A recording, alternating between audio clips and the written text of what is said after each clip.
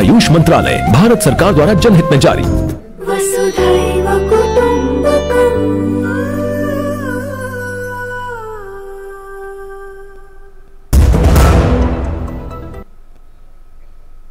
और ब्रेक के बाद खबर राजनीति से जुड़ी हुई। 2024 के आम चुनाव में अभी लगभग 1 साल का वक्त बाकी है, लेकिन चुनावी खींचतान अभी से शुरू होती दिखाई पड़ रही है। भाजपा को हराने के लिए कांग्रेस समेत तमाम विपक्षी दलों के बीच आपसी सहयोग पर कवायद चल रही है। बिहार के सीएम नीतीश कुमार 2024 से पहले एक बार फिर से विपक्षी दलों को एक मंच पर लाना चाहते हैं, लेकिन कई विपक्षी दलों की बयानबाजी से विपक्षी एकता पर कई प्रकार के सवाल भी खड़े हो रहे हैं। 23 जून को पटना में नीतीश कुमार विपक्षी एकता के लिए मंच सजा रहे हैं, लेकिन क्या इस बार ये कवायद कोई रंग ला पाएगी? इस बात को लेकर भाजपा सवाल खड़े कर रही है। 2024 के लोकसभा चुनाव से पहले तमाम विपक्षी दलों को एक मंच पर लाने की मुहिम हो रही है। इस बार ये प्रयास कर रहे हैं बिहार के मुख्यमंत्री नीतीश कुमार। आने वाली 23 जून को पटना में विपक्षी एकता का मंच नीतीश कुमार सजा रहे हैं और कोशिश है कि सभी विपक्षी दलों के बड़े नेताओं को एक मंच पर लाकर बीजेपी को कड़ी टक्कर दी जाए। लेकिन इस मुहिम की शुरुआत से पहले ही विपक्षी दलों के खेमे से जो खबरें आ रही हैं, उससे विपक्षी एकता की हवा निकलती दिखाई दे रही है। विपक्षी दलों के इस मंच से पहले ही कई दलों ने अपनी दूरी बना ली है, जिसमें तेलंगाना के मुख्यमंत्री और बीआरएस नेता केसीआर शामिल हैं। तो नीतीश सरकार के साथ रहे जीतनराम मांझी की पार्टी भी नीतीश कुमार से किनारा कर चुकी है। इसके अलावा ओडिशा के सीएम और बीजेडी नेता नवीन पटनायक, यूपी की पूर्व सीएम और बीएसपी लीडर मायावती, कर्नाटक के पूर्व सीएम और जेडीएस नेता एचडी कुमारस्वामी, आंध्र प्रदेश के सीएम और वाईएसआर कांग्रेस के नेता जगन मोहन रेड्डी जैसे नेताओं ने नीतीश कुमार की विपक्षी एकता मिशन से पहले ही खुद को दूर कर लिया है। 23 जून की इस बैठक में आने से जम्मू कश्मीर के पूर्व सीएम उमर अब्दुल्ला ने भी मना कर दिया है। विपक्षी एकता की धुरी में कौन सा दल होगा और कौन से नेता होंगे, इसको लेकर भी दांव पेच चले जा रहे हैं। जहां कांग्रेस राहुल गांधी के नाम पर सभी दलों की सहमति चाहती है, तो वहीं तमाम क्षेत्रीय क्षत्रपों की प्रधानमंत्री बनने की हसरतें भी कुलाचे मार रही हैं। और यही अंतर्विरोध इस विपक्षी खेमे की एकता पर सवाल खड़े कर रहा है। तृणमूल कांग्रेस, आम आदमी पार्टी और समाजवादी पार्टी जैसे दल कांग्रेस को क्षेत्रीय दलों का समर्थन देने की बात तो कह रहे हैं, तो कांग्रेस अपनी दम पर विपक्षी खेमे को एक करना चाहती है, लेकिन ये होता दिखाई नहीं दे रहा। ममता बनर्जी पश्चिम बंगाल में कांग्रेस सहित किसी भी दल को जमीन देने को तैयार नहीं है, तो समाजवादी पार्टी भी उत्तर प्रदेश में कांग्रेस को जोर आजमाइश में ना कूदने की सलाह दे रही है। साथ ही साथ आम आदमी पार्टी की ओर से भी बयान आया है कि पंजाब और दिल्ली में कांग्रेस अगर आपको समर्थन देगी, तो आम आदमी पार्टी राजस्थान और मध्य प्रदेश में कांग्रेस को समर्थन देगी। विपक्षी दलों की सलाह से कांग्रेस नाराज नजर आ रही है। कांग्रेस की ओर से बयान आया है कि क्या विपक्षी दल कांग्रेस मुक्त भारत की मुहिम चला रहे हैं। वहीं दिल्ली में अफसरों के ट्रांसफर पोस्टिंग से संबंधित केंद्र सरकार के अध्यादेश पर पूरे देश के विपक्षी नेताओं से समर्थन जुटा रहे अरविंद केजरीवाल को कांग्रेस भाव नहीं दे रही। इस मसले पर कांग्रेस नेता केजरीवाल को मिलने तक का समय नहीं दे रहे हैं। डेमोक्रेटिक प्रोग्रेसिव आजाद पार्टी के प्रमुख गुलाम नबी आजाद ने भी नीतीश कुमार की मुहिम पर सवाल खड़े किए और कहा कि उन्हें इस बैठक में नहीं बुलाया गया है और इस प्रकार की बैठक सिर्फ एक तस्वीर तक सीमित रह जाएगी, इससे कुछ भी हासिल नहीं होगा। 23 जून की इस बैठक को लेकर अब असदुद्दीन ओवैसी की पार्टी ने जेडीयू और आरजेडी पर हमला बोला है। एआईएमआईएम ने कहा कि राजद और जेडीयू को सिर्फ मुसलमानों का वोट प्यारा है, मुसलमानों की लीडरशिप नहीं चाहिए, ये अवसरवादी पार्टियां हैं। कुल मिलाकर जहां नीतीश कुमार पहले कांग्रेस सहित सभी दलों को एक साथ लाकर बीजेपी को टक्कर देने की कोशिश कर रहे हैं, लेकिन उससे पहले ही विपक्षी दलों की आपसी खींचतान की ये खबरें इस पूरी मुहिम पर ही सवाल खड़े कर रही है।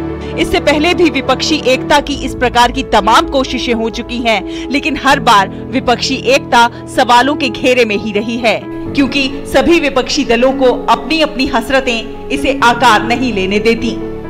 Bureau report, DD news. तो राजनीति का ये नए मंच किस प्रकार से तैयार हो रहा है, इसी विषय पर करेंगे हम चर्चा। इसी से जुड़ा है आज का हमारा विशेष भी विपक्षी मंच कौन होंगे संग, क्योंकि लगातार विपक्ष के इस मंच पर कौन कौन से नेता मौजूद होंगे इसको लेकर सवाल उठ रहे हैं। इस विषय पर बात करने के लिए बहुत ही खास मेहमानों का पैनल मेरे साथ मौजूद है। धनंजय गिरि जी हैं, प्रवक्ता हैं भाजपा के, हमारे साथ जुड़ गए हैं। ऋषि मिश्रा जी हैं, कांग्रेस समर्थक राजनीतिक विश्लेषक हैं। विजय उपाध्याय जी हैं, प्रवक्ता टीएमसी के। इसके अलावा प्रोफेसर सुधीर सिंह, राजनीतिक विश्लेषक। आप चारों मेहमानों का बहुत बहुत शुक्रिया। ऋषि जी, पहले मैं समझना आपसे चाहूंगा, शुरुआत आपसे ही, कि कांग्रेस के नेता आचार्य प्रमोद कृष्णन का यह बयान आता है कि क्या विपक्ष की ये जो कवायद है वो कांग्रेस मुक्त भारत के कदम को आगे बढ़ाती नजर आ रही है। कम से कम ये एक तरीके का बयान आना ये दिखाता है कि कांग्रेस खुश नजर नहीं आ रही विपक्ष की इस कवायद से। देखिए, मुझे तो लगता है कि सबसे अधिक बेचैनी बीजेपी में है। जो जिस प्रकार से नीतीश कुमार और कांग्रेस के नीतीश कुमार का एक विपक्षी साझा मंच तैयार कर रहे हैं बीजेपी के रूप में, तो बीजेपी परेशान है, खासकर कर्नाटक चुनाव में के बाद जो नतीजे आए हैं और उसके बाद जिस प्रकार से विपक्ष एकजुट हो रहा है बीजेपी के विरुद्ध, तो 2024 में मुझे लगता है कि यदि एक अच्छा गठबंधन रूप ले लेती है तो बीजेपी के लिए 2024 लोकसभा आसान नहीं होगा। आप देखिए, जिस प्रकार से मीडिया या एक वर्ग जो है नैरेटिव बना रही है कि जो गठबंधन बन रहा है उसमें काफी मतांतर है। 1977 से लेके आप 1989 से लेके या 2004 में यूपीए का जब गठन हुआ था, तो इसी प्रकार के मतांतर गठबंधन बनने से पहले मीडिया में छन के आती थी और मीडिया के कई बड़े पत्रकार या कई बुद्धिजीवी ऐसे लोग ये कहते थे कि अटल बिहारी जैसे पॉपुलर नेता को क्या सोनिया गांधी हरा पाएगी, और 2004 में क्या हुआ ये सत्य सामने में। तो कोई भी गठबंधन जब स्वरूप लेता है, नो डाउट हर एक रीजनल जो पार्टी है या जो राष्ट्रीय पार्टी है उनकी अपनी अपनी मजबूरियां है, अपना जनाधार है। तो उसको देखते हुए सभी पार्टी जो बीजेपी को हराना चाहती है वो बैठे भी, और कहीं ना कहीं मुझे लगता है मतलब आप कह रहे हैं कि रास्ता निकल आएगा ऋषि जी, किसी ना किसी तरह समझौता हो ही जाएगा। धनंजय गिरि जी, आप बीजेपी से नुमाइंदगी कर रहे हैं, किस तरह से आप देखते हैं, क्योंकि वो कह रहे हैं कि सबसे ज्यादा दिक्कत बीजेपी को हो रही है इस कवायद को लेकर, इस पूरी कोशिश को लेकर। देखिए, कहीं का ईंट कहीं का रोड़ा, भानुमति ने कुर्बा जोड़ा। नीतीश कुमार जिनकी वो बात कर रहे हैं, नीति विहीन शासन के पर्याय नीतीश कुमार, विपक्ष की एकता की लगातार कोशिश करे। विपक्ष के पास है क्या? बोलने के लिए भाषण और करने के लिए एकजुटता। ये एकजुटता आप लगातार दे रहे हैं। ये ऐसे संगठन है जो संघ में आने के पहले ही बनी हुई है। आप देखिए, 3 बार तिथियां बदल गई। भाई, हम भी चाहते हैं कि विपक्ष एकजुट हो जाए। इतनी विपक्ष से अच्छा है कि एक बार संगठित ही हो जाए और समझ में आ जाए, क्योंकि दलों के दलदल से कोई जो दलदल होगा उसमें कमल ही खिलेगा। इस भारतीय जनता पार्टी का इस भारत की जनता के साथ अलायंस हो चुका है। जनता ने जो आशीर्वाद दिया है, 2014 में जितना मैं बड़ा मैंडेट दिया, 19 में उससे बड़ा मैंडेट दिया, और मैं जनता के सरबराही में जनता को सम्मान देते हुए, प्रणाम करते हुए ये कहता हूं कि 2024 में आपको उससे भी बड़ा मैंडेट देखने को मिलेगा। लेकिन विपक्ष आप कह रहे हैं कि हम एकत्र हो रहे हैं। कैसे एकत्र हो रहे हैं? किस तरह की एकत्रता है? आप बताइए। ये कह रहे हैं कि कांग्रेस जो है, तो ममता बनर्जी दीदी जिद में कह रही है कि भाई आपको बंगाल नहीं आना है। सपा कह रही है कि आपको यूपी नहीं आना है। आम आदमी नई 9 साल की उम्र नहीं हुई उस पार्टी को 10 साल, वो कह रही है कि भाई आप दिल्ली और पंजाब छोड़ दीजिए। उधर आप केसीआर का उठा के देखिए, तो केसीआर कह रहे हैं कि गैर कांग्रेस और गैर भाजपा गठबंधन बनेगा। तो इस तरह के अंतर विरोधों, अंतर कलहों के बीच में ये ख्याली पुगलाव है, और उन्हें भी पता है कुछ नहीं होना है। उन्हें भी पता है कुछ नहीं होना। मालूम है जनता की हकीकत, मगर दिल को बहलाने के गालिब ख्याल है। कांग्रेस को आप शरद पवार को देखिए, शरद पवार ने कांग्रेस के नेतृत्व को शरद में बदल दिया। एक सिद्धांत विहीन, अवसरवादी और सत्ता लोलुपता की प्रकाष्ठा है। ध्येय सिर्फ एक किसी तरह सत्ता पाना है। इस विपक्ष की कोई बात नहीं। वर्चुअली जो विपक्ष में कांग्रेस है, कांग्रेस लंबे समय तक सत्ताधारी पार्टी रही है, सत्तासीन रही है। तो आज उसे टुकड़े टुकड़े गैंग में जाना पड़े या भारत के टुकड़े में इंशाल्लाह लोगों के साथ खड़ा होना पड़े, चाहे विदेश की धरती से भारत का विरोध करना पड़े, इन सारे परिस्थितियों में भी वो तमाम अंतर कलहों और अंतर विरोधों के बीच में खोज रही। ठीक है, हमारे साथ विजय उपाध्याय जी भी है, टीएमसी से प्रवक्ता है। जी गिरि जी, मैं आता हूं आपके पास। ऋषि जी, मैं आपके पास भी आऊंगा। शुरुआत मैंने आपसे की थी। विजय, मैं ऋषि जी आपके पास में आऊंगा। मैंने आपसे शुरुआत की थी, जरा विजय उपाध्याय जी को भी ले लेते हैं, टीएमसी के प्रवक्ता हमारे साथ में जुड़े हुए हैं। विजय जी, महत्वपूर्ण बात यह, क्योंकि ममता दीदी ये कह रही है। ऋषि जी आ रहा हूं आपके पास, सबकी बात आ नहीं पाएगी, फायदा नहीं होगा। ममता दीदी ये कह रही है कि कांग्रेस को बंगाल नहीं आना चाहिए, तो इस प्रकार से कैसे एक रूपता बन पाएगी कि आखिर आपको अपने अपने क्षेत्रीय हिसाब से अगर सामंजस्य बनाएंगे तो कैसे वो एक अम्ब्रेला बन पाएगा जहां पे विपक्षी एकता की आम सहमति दिखाई पड़ेगी? अभी से मतभेद के सीखे दिखाई पड़ रहे हैं। विजय जी, देखिए, भाजपा बहुत उत्साहित है धनंजय जी के बाद से लगा, वो बोलना चाह रहे हैं कि ये लोग एक नहीं हो पाएंगे। तो ठीक है, विरोध अभी हम लोग का चल रहा है। पंचायत इलेक्शन में भी कांग्रेस हमारे विरुद्ध में लड़ रही है, और अधीर रंजन जी चौधरी जो विरोधी दल नेता हैं कांग्रेस के और पीसीसी के प्रेसिडेंट है वेस्ट बंगाल के, वो भी ममता बनर्जी के लिए बहुत अनाप शनाप बोल रहे हैं। लेकिन देखिए, ममता बनर्जी एकमात्र महिला मुख्यमंत्री भारतवर्ष में जो 7 बार एमपी जीती है, 3 बार मुख्यमंत्री तीसरी बार हुई जी। और 2021 आपको याद होगा सिंह जी कि मोदी जी बंगाल फतह करेंगे, उनका विजय रथ चल रहा था, लेकिन ममता बनर्जी ने उस विजय रथ को 2021 में रोका। दीदी और दीदी 200 पार मोदी जी की बात जी, लेकिन ममता बनर्जी ने उनको अटका दिया है। और कांग्रेस, सीपीएम और आईएसएफ एक संघ में अलग लड़ी। सीपीएम ने अपना वोट बीजेपी को ट्रांसफर किया।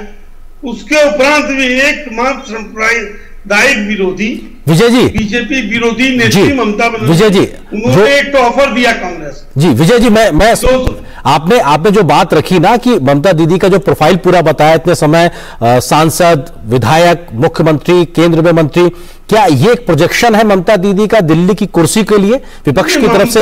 जी को लोग पूरा देश जानता है।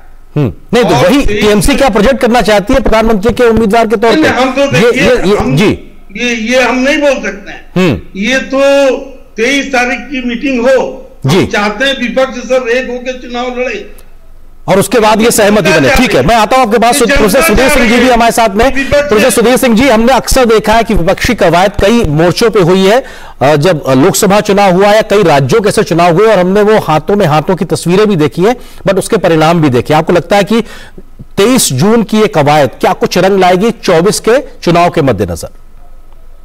देखिए, विपक्ष ये तो मान रहा है कि कोई भी विपक्षी पार्टी अकेले अपने गढ़ों में भी भारतीय जनता पार्टी का मुकाबला करने में सक्षम नहीं। बहुत स्पष्ट बात है। इसीलिए विपक्ष एक आ रहा है कि शायद हमें एक आने से हम एक मुकाबला दे पाए। लेकिन विपक्ष के और कांग्रेस जो मुख्य विपक्षी पार्टी है और रीजनल पार्टीज हैं, टीएमसी हैं, आम आदमी पार्टी, अब बताइए पंजाब में आम आदमी पार्टी और कांग्रेस कैसे एडजस्ट करेगी? दिल्ली में कैसे करेगी? इसी तरह से टीएमसी बंगाल में कैसे करेगी?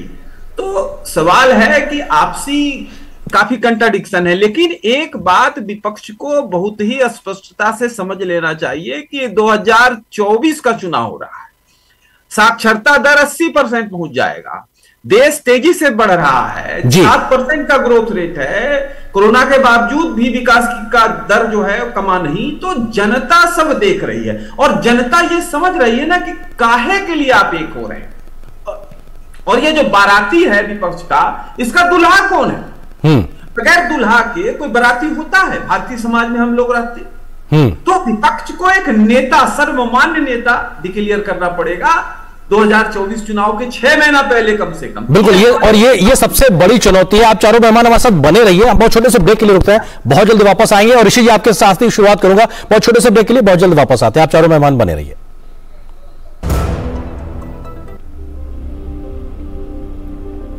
हर बार का अंतर्राष्ट्रीय योग दिवस पिछले से भी बड़ा होते गया है और अब ये दुनिया में योग ने अपना जगह बनाने में सफलता प्राप्त की है। तो इसलिए हम चाहते हैं कि आप भी 21 जून को शामिल हो जाइए और दुनिया का ये जो योग उत्सव को बड़े आकार में उसको सजाइए और अपने बस्ती में हो, गली में हो, हर घर के आंगन में आप योग अभ्यास में जुड़ जाइए।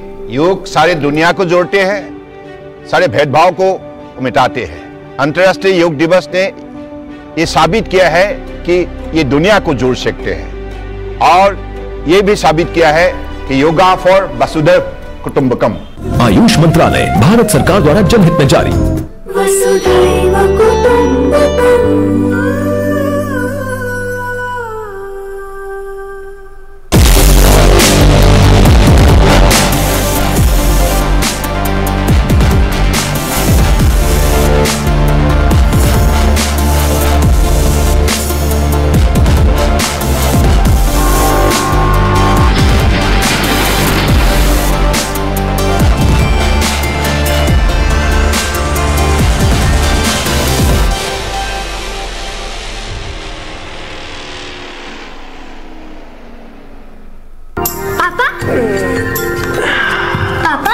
आर्यभट्ट ने जीरो की खोज की थी। हाँ बेटा, दुनिया को जीरो इंडिया ने दिया था, और ये जो हम योग कर रहे हैं ना, ये भी दुनिया को इंडिया ने दिया है। वाह पापा। और बेटा, योग से हमें जीरो कॉस्ट पे हेल्थ इंश्योरेंस भी मिलता है। पापा फिर तो मैं रोज योग करूँगी।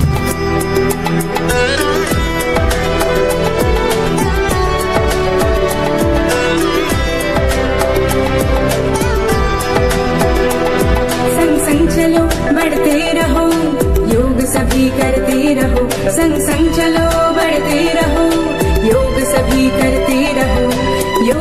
योग करने से स्मरण शक्ति बढ़ती है, सब आसानी से याद हो जाता है। योगा ही जीवन का एक आधार है। योग से बॉडी बहुत फ्लेक्सिबल होती है। बढ़ते रहो, योग सभी करते रहो। आयुष मंत्रालय, भारत सरकार द्वारा जनहित में जारी। वसुधैव कुटुंबकम्।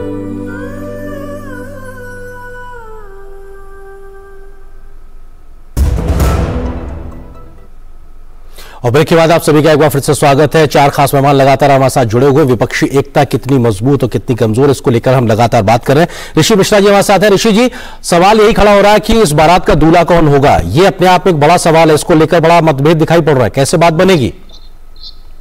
पहले तो सुधीर जी के सर समय कम है, तो आप अगर पॉइंटेड जवाब देंगे तो बेहतर होगा सर। ऋषि जी बहुत धन्यवाद। आवाज आ रही है मेरी?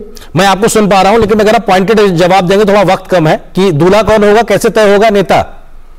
देखिए, प्रोफेसर साहब विद्वान आदमी है, लेकिन उन्होंने आगे अधूरी बातें कही कि भाजपा कई ऐसे चुनाव बिना दूल्हा घोषित किए चुनाव लड़ी। हरियाणा में जो खट्टर साहब सीएम बने तो पहली बात तो क्या खट्टर साहब को आगे करके सर आप उनका गिनाने लगते हैं। सर उनका गिनाने लगते हैं। आप ये वाला बताइए ना, इस पर सवाल हो रहा है ना कि आपका कौन होगा, क्या तय करेंगे, वही पूछ रहा हूं। के बाद जो है कांग्रेस अपना जो लीडर है वो डिसाइड करेगी।